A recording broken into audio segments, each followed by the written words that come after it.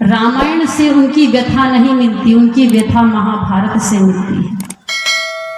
भाई और भाई ऐसे जीते हैं जैसे हिंदुस्तान और पाकिस्तान, टाटी लगाकर, टाटी में टाटी, द्वार में टाटी, आंगन में टाटी, पीछे टाटी, आगे से लेके पीछे तक निकल जाइए टाटी टाटी।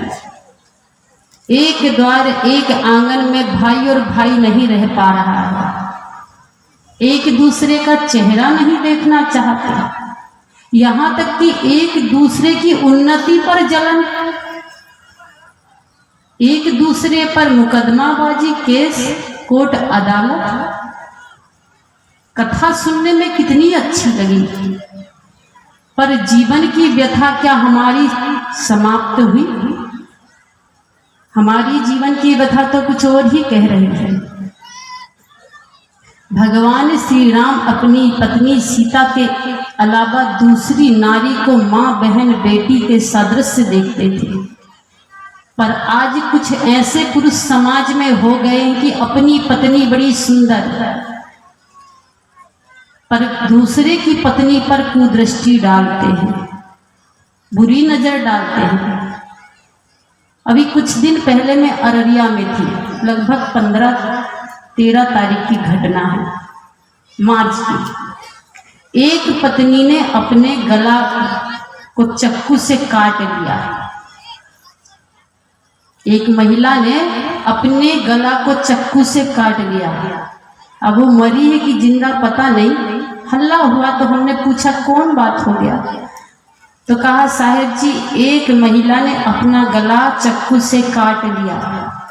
हमने कहा क्यों काट लिया? कहा उसका पति दूसरी की पत्नी के साथ, दूसरी महिला के साथ में चक्कर चल रहा, पत्नी को ये सब पता हो गया। तो स्वाभाविक है, पत्नी अगर धर्म पत्नी है तो पति को भी होना चाहिए कि वो धर्म पति बने। पत्नी भी दो प्रकार की होती हैं, एक होती है धर्म पत्नी और एक होती गर्म पत्नी। धर्म पत्नी का मतलब होता है कि पति अगर दीक्षा ले तो पत्नी का भी धर्म बनता, वो भी दीक्षा ले साथ में। बहुत इस गांव में सज्जन हैं, संत हैं जो दीक्षा लिए, पर उनकी पत्नी अभी तक दीक्षा नहीं ली है। नाम नहीं लूंगी, समझ तो गए हुए। तब पत्नी दो प्रकार की होती, एक होती धर्म पत्नी और एक होती गर्म पत्नी। धर्म पत्नी का मतलब होता है जो पति के आज्ञा के अनुसार चले, सास ससुर की सेवा करे, सुंदर मीठी वाणी से सेवा करे, सुंदर व्यवहार हो। और गर्म पत्नी का लक्षण होता है, अगर पति कहे कि हम सत्संग में जा रहे हैं, 11 बजे तक आ जाएंगे, तो गर्म पत्नी कहती है कि सत्संग से ही पेट भरेगा और कुट्टी कौन काटेगा, माल जाल को कौन देखेगा, पहले कुट्टी काट के रख दीजिए, सत्संग भगा नहीं जा रहा, 11 बजे तक चलेगा, लास्ट का कुछ सुन लीजिएगा, अभी नहीं जाना है।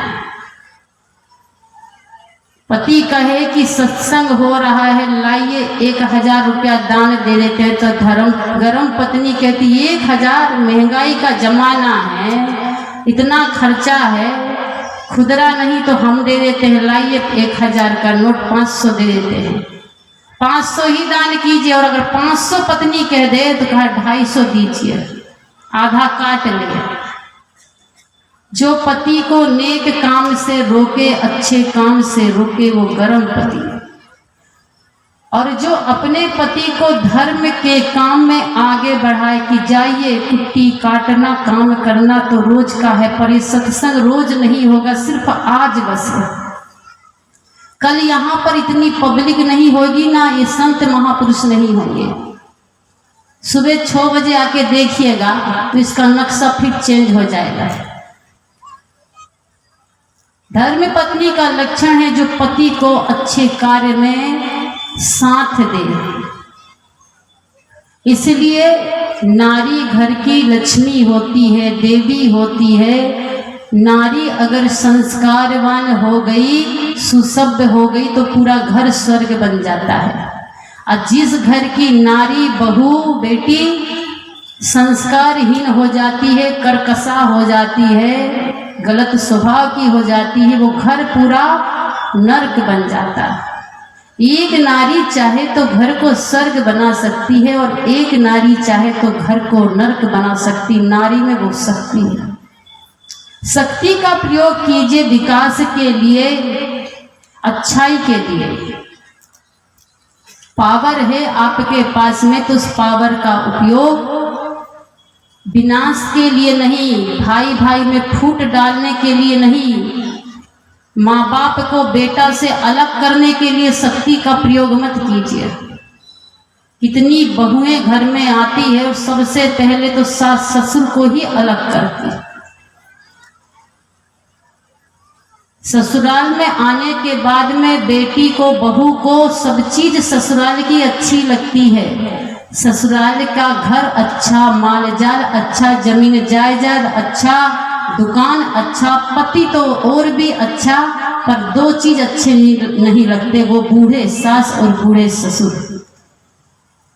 बोझ लगते हैं, भार लगते हैं, मुसीबत लगते हैं। आजकल एक समस्या हो गई हमारे समाज में, लोग हमसे कहते हैं क्या करें साध्वी जी, आजकल अच्छी बहू नहीं मिलती है। समाज की ये समस्या है कि आजकल अच्छी बहू नहीं मिलती है। अच्छी बहू कौन अच्छी बहू होना चाहिए? जिसमें संस्कार हो, सास ससुर को माँ बाप समझे। माँ बाप तो कहते हैं, आजकल सास ससुर को भी मम्मी पापा कहते हैं, पर मुंह से कहते हैं, दिल से माँ बाप नहीं मानते। जमीन को आप दिल से अपना मानते कि मेरे हिस्से में है, मकान मेरा है, दुकान मेरा है, ये माल जाल भी मेरा, क्योंकि मैं इस घर की मालकिन हूं। तो जिसने ये फल दिया है वो पेड़ किसका है? फल अच्छा लगता है पर वो पेड़ अच्छा नहीं लगता। एक बहू बढ़िया से सज धज कर तैयार हुई, 5,000 की साड़ी पहनी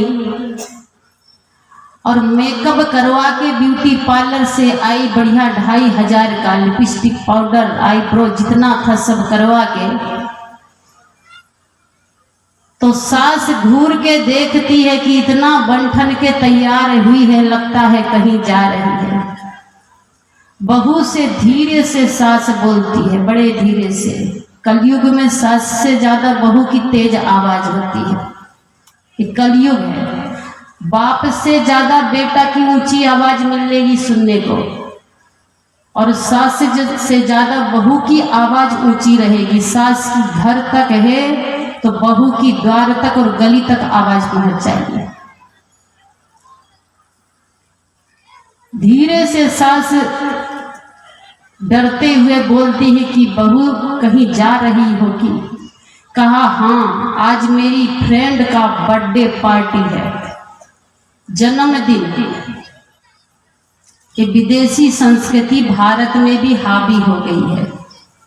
लोग केक काट कर, मोमबत्ती फूंक कर, दिया बुझाकर जन्मदिन मनाते हैं। दिया का बुझना, मोमबत्ती का बुझना भारत देश में अशुभ माना जाता है। यहाँ की संस्कृति है रोशन करना, दिया जलाकर, मोमबत्ती जलाकर रोशन किया जाए। दिया जलाया जाता है।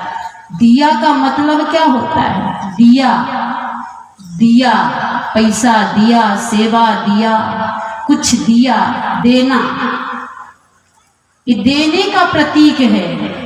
पर बर्थडे पार्टी में देना नहीं, गिफ्ट लेना। बचपन से बच्चों को संस्कार दे रहे कि लीजिए, बच्चों को गिफ्ट नहीं मिला तो फिर देख लीजिए।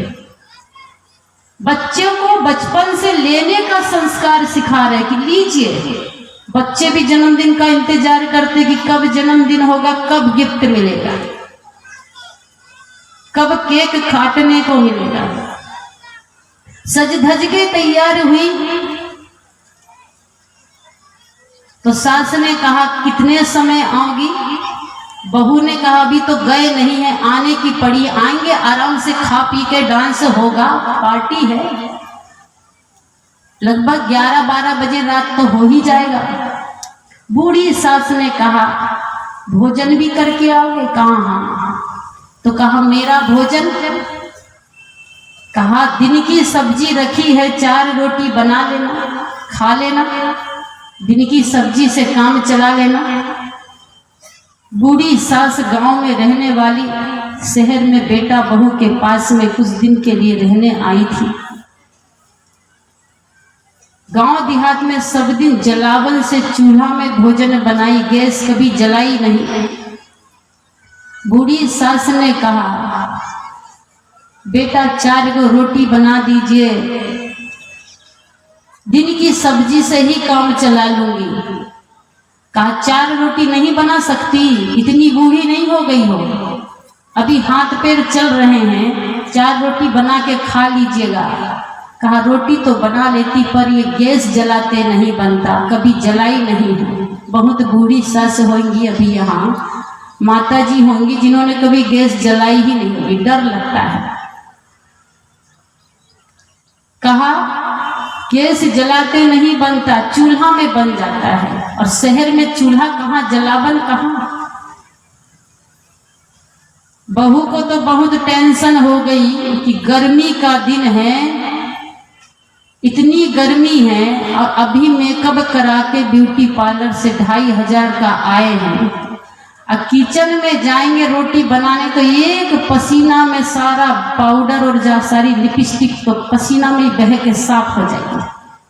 क्या मतलब फिर इतना सब तैयार होने से।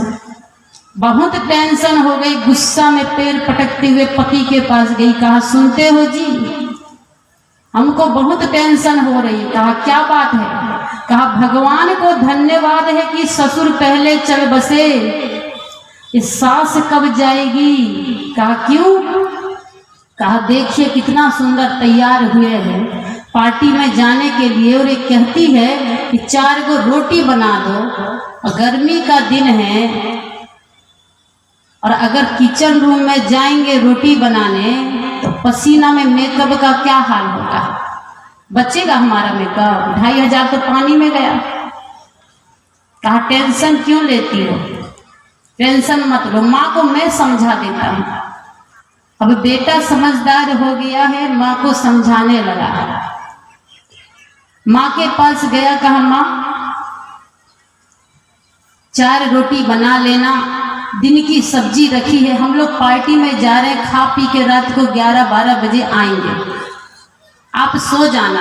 कहा बेटा मुझे चूल्हा में बनता भोजन, गैस जलाते नहीं बनता है, बहू 4 रोटी बना देती तो अच्छा होता।